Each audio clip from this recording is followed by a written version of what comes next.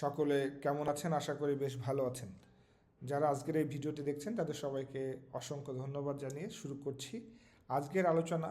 যারা বাংলাদেশ থেকে ইয়াজা part 66 basic লাইসেন্সের অ্যাপ্লাই করতে যাচ্ছেন বা করবেন, 2025 সালে এসে আপনারা যে চ্যালেঞ্জের মুখোমুখি হবেন বা যে চ্যালেঞ্জগুলো আমাদের ওভারকাম করতে হবে সেই বিষয়গুলো নিয়ে আজকের এই আলোচনা। এই আলোচনাটার প্রধান কারণ হলো যে ইউরোপিয়ান ইউনিয়নের যে রেগুলেশন, নতুন রেগুলেশন যেখানে অনেক পরিবর্তন এসেছে, রেগুলেশন নাম্বার 2023/989, সেই রেগুলেশন অনুসারে যে পরিবর্তনগুলো এসেছে বিভিন্ন অথরিটি থেকে, সেই পরিবর্তনের জন্য বাংলাদেশে কাজ করে এখন aircraft maintenance EASA aircraft maintenance licensed engineer হওয়াটা অনেক ডিফিকাল্ট হয়ে গেছে। সেটা নিয়ে পূর্ণাঙ্গ আলোচনা করব। প্রথমত, আমরা কেন ইয়াজা পার্ট 66 এয়ারক্রাফট মেইনটেনেন্স লাইসেন্সটা নিতে চাই? এটা তো নিশ্চয়ই কোনো কারণ থাকে, না হলে এত এক্সপেন্সিভ একটা জিনিস আমরা কেন করতে চাই? কারণ আমরা আমাদের ক্যালকুলেশন থেকে দেখেছি একটা বেসিক লাইসেন্স যদি সেলফ মডিউলে যাই এবং টাইপ রেটেড হতে আমাদের প্রায় 25 লাখের উপরে টাকা লেগে যায়, 25 থেকে 30 লক্ষ টাকা। তো এত টাকা দিয়ে আমরা কেন এই লাইসেন্সটা নিতে চাই? প্রথমত, হাইয়েস্ট স্ট্যান্ডার্ড অফ কোয়ালিটি ইয়াজা লাইসেন্সের বা ইয়াজা রেগুলেশন অনেক স্ট্যান্ডার্ড হওয়ার কারণে, হাই কোয়ালিটি বা হাই ভ্যালু হওয়ার কারণে বিভিন্ন অর্গানাইজেশন, সেটা মেইনটেনেন্স হোক বা এয়ারলাইন্স হোক, এটা সহজে অ্যাডপ্ট করে বা এই লাইসেন্সকে রিকগনাইজ করে, যার জন্য মানুষ এটার দিকে আকৃষ্ট হয়।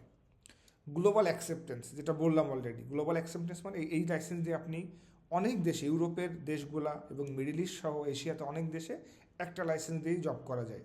এবং অ্যাভিয়েশন ট্রেনিং ফ্যাসিলিটিস, ইয়াজা লাইসেন্সের আরেকটা বড় দিক হলো যে যারা ইয়াজা ট্রেনিং করতে চায়, অনেক ট্রেনিং অর্গানাইজেশন আছে, বেসিক হোক টাইপ হোক, যার জন্য দেখা যায় যে ফ্যাসিলিটিটা অনেক বেশি থাকে।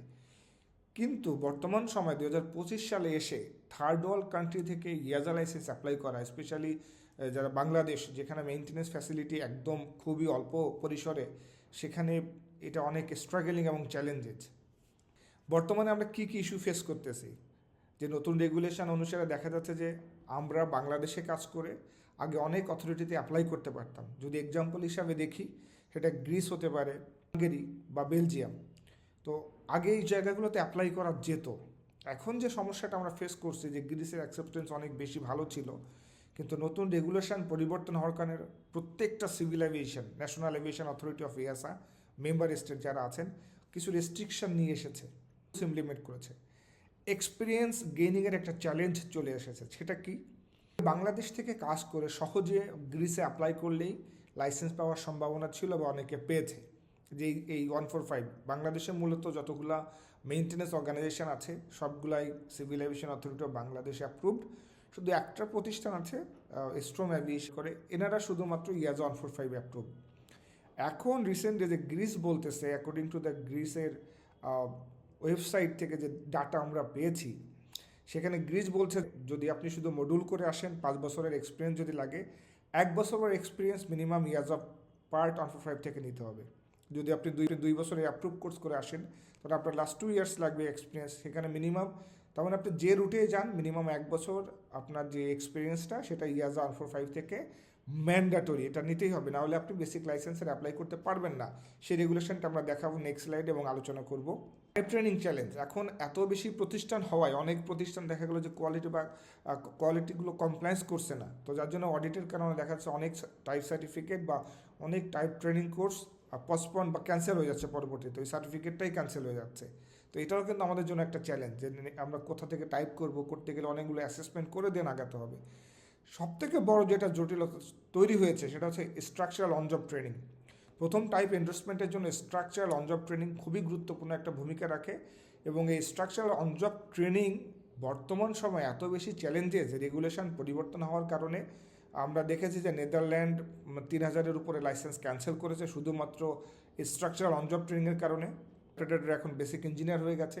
তো এই স্ট্রাকচারাল অন জব ট্রেনিং পাওয়াটা এখন এত বেশি ডিফিকাল্ট এবং এক্সপেন্সিভ হয়ে গেছে, যার জন্য থার্ড ওয়ার্ল্ড কান্ট্রি থেকে ইঞ্জিনিয়ার হওয়াটা অনেক বেশি ডিফিকাল্ট। এক্সপিরিয়েন্স নিয়ে যে রেগুলেশনের কথা আমরা বলতেছিলাম, দেখা যাক সেখানে আমরা কী রেগুলেশন পেয়েছি সেটা একটু আলোচনায় নিয়ে আসি। আপনারা স্ক্রিনে যে লেখাগুলো দেখতে পাচ্ছেন যে প্র্যাকটিক্যাল এক্সপিরিয়েন্স, আপনি মডিউল কমপ্লিট করলেন, করার পরে আপনার এক্সপিরিয়েন্স দরকার। এটা কোথা থেকে নিই? বাংলাদেশ থেকে কাজ করলে যে কোনো বাংলাদেশ বিমান হোক, রিজেন্ট এয়ার হোক যেটা বন্ধ হয়ে গেছে, ইউএস বাংলা বা নবো এয়ার, যেখান থেকে কাজ করেন না কেন এক্সপিরিয়েন্সটা কাউন্ট হতো। এখন যেটা বলতেছে shall be gained in organization approved according to EASA Part 145 or CAO or under supervision of independent certifying staff holder of EASA Part 66 license. EASA Part 145 এ করতে হবে, অথবা practical experience can be gained in maintenance organization approved by the local authority approval থাকলে হবে, but সেক্ষেত্রে at least 1 year of experience shall be gained in EASA Part 145 or CAO. এখানে যেটা দেখতে পাচ্ছি যে আপনি বিমানে কাজ করুন, ইউএস বাংলাতে কাজ করুন, XYZ যে কোনো অর্গানাইজেশনে কাজ করুন, অ্যাটলিস্ট 1 বছর আপনাকে ইয়াসা পার্ট 145-এ কাজ করতে হবে, আদারওয়াইজ আপনি বেসিক লাইসেন্সের অ্যাপ্লাই করতে পারবেন না। আমাদের মধ্যে একটা ভ্রান্ত ধারণা ছিল যে অন জব ট্রেনিংটা কি প্র্যাকটিক্যাল আমার এক্সপিরিয়েন্স হিসাবে কাউন্ট হবে। Yes, practical experience can be include on the job training. যদি আপনি কোথাও অন দ্য জব ট্রেনিং করে থাকেন, আপনার যদি লগবুক থাকে, সেটাকে আপনি প্র্যাকটিক্যাল এক্সপিরিয়েন্স হিসাবে কাউন্ট করতে পারবেন। তো তার মানে বাংলাদেশ থেকে যেহেতু আমাদের মেনটেন্যান্স ফ্যাসিলিটি বা ইয়াজা 145 অর্গানাইজেশন খুবই সামান্য পরিমাণে, মানে একটা অর্গানাইজেশন বর্তমানে এক্সিস্ট করে, সেক্ষেত্রে আমাদের লাইসেন্স পেতে গেলে 4 বছর আমাদের লোকাল অথরিটিতে এবং 1 বছর ইয়াজা পার্ট 145-এ করতে হবে, যেটা আমাদের জন্য রিয়েলি চ্যালেঞ্জেস। আরও সলিউশন হচ্ছে আমাদেরকে অবশ্যই লোকাল লাইসেন্সের দিকে ফোকাস হতে হবে। কেন? কারণ কিছুদিন আগে আপনারা দেখেছেন যে ইয়াজার যে নেদারল্যান্ড অথরিটি এতগুলো লাইসেন্স সাসপেন্ড করে দিয়েছে, যেখানে তাদের অ্যাপ্রুভালে ডিফারেন্ট অথরিটির অ্যাপ্রুভালে এসওজিটি হয়েছে, তারপরেও কিন্তু তারা সেই লাইসেন্সগুলো বা সেই ট্রেনিংগুলোকে সাসপেন্ড করেছে, structural on job training. But যদি আপনার কাছে একটা ন্যাশনাল লাইসেন্স থাকে, সেক্ষেত্রে আপনার কর্মক্ষেত্র আপনার দেশে সবসময় তৈরি থাকে। এটা আমাদের একটা সলিউশন। যদি কোনো কোশ্চেন থাকে অবশ্যই আপনারা জানাবেন। আর নতুন যারা ইয়াজা লাইসেন্সের দিকে অগ্রসর হচ্ছেন, আপনারা প্রত্যেকটা স্টেপ জেনে বুঝে দেন আগাবেন। আর যারা অলরেডি ফিল্ডে আছেন তারাও পরবর্তী ধাপ চিন্তা করে দেন ইনভেস্টমেন্ট বা সব দিকে যাবেন। সবাইকে অসংখ্য ধন্যবাদ জানিয়ে, অ্যাভিয়েশন প্রেমীদেরকে আবারও ধন্যবাদ জানিয়ে সুস্থ থাকবেন, সুন্দর থাকবেন সেই কামনায় শেষ করছি। ধন্যবাদ।